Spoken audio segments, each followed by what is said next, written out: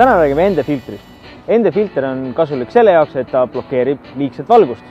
Ja me tegelikult oleme näiteks ühe video juba teinud, kus me kasutasime pika säri puhul endefiltrit. Aga see filter, mis mul siin käes on eriline selle poolest, et siin on reguleeritava võimsusega.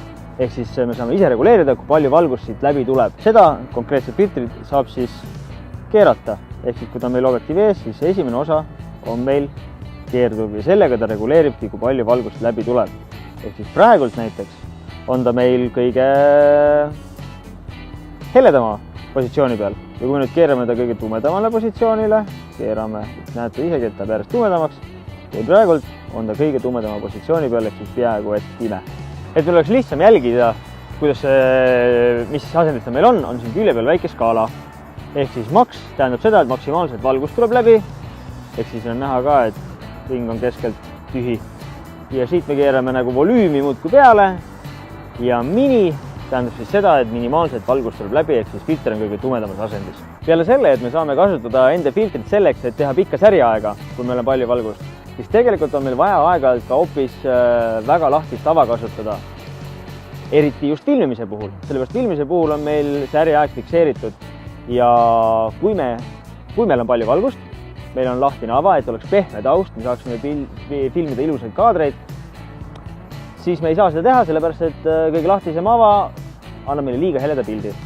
Kui me nüüd aga selle filtri ette paneme, siis me saame kenasti pildi tumedamaks ja saame reguleerida täpselt selliselt, nagu meil vaja on ja saame maksimaalse lahtise avaga teha ilusa pehme taustaga videoklipi. Selle filtri reguleerimise võimalus on hästi oluline näiteks just video filmimisel, sest me saame reguleerida seda valgust käigu pealt. Ehk siis näiteks, kui me kõnnime varjus, meil on valgus paika pandud ja nüüd see objekt, mida me filmime või subjekt, astub varjust välja päikese kätte ja meil ei ole sellist filtri, siis ta on korraga täiesti üle põlenud, ehk siis meil on valgust liiga palju. Aga nüüd kasutades seda filtrit ja sujuvalt muutes valgust, me saame seda käigu pealt reguleerida. Ehk siis, kui ta astub varjust välja päikse kätte, siis saame filmimise ajal ilma katkestamata, saame sujuvalt keerata selle pildi täpselt nii tumedaks, kui meil on vaja, sest me näeme seda visuaalselt ka, mis toimub. Selline on siis reguleeritava intensiivsusega ND-filter. Millal kasutada? Eelkõige kindlasti siis, kui meil on valgust liiga palju, ehk siis ja mitte ainult suvel päikselisel päeval, vaid ka talvel päikselisel päeval, kui on lumine maastik, siis on valgust liiga palju.